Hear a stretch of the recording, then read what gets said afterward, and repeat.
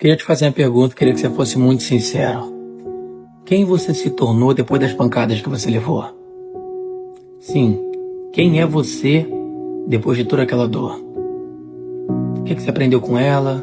O que essa dor mais te ensinou? Eu sei que na maioria das vezes parece que ninguém se preocupa contigo, mas a pergunta que eu faço é: o que essa solitude te ensinou? O que essa dor te transformou? Quem literalmente é você depois dela? Tem gente que usa a dor para se transformar numa pessoa ruim. Outras usam a dor para se transformar na pessoa melhor. E a pergunta que eu te faço é: essa dor deixou você melhor ou pior? Se você usa a dor para se transformar na pessoa pior, você se tornou pior do que a pessoa que deixou você assim. Se você usa a dor para se fortalecer, então você aprendeu o sentido da vida. Dores vêm para te ensinar, a todo momento, a todo vapor. Por isso eu te pergunto: quem você é depois da dor?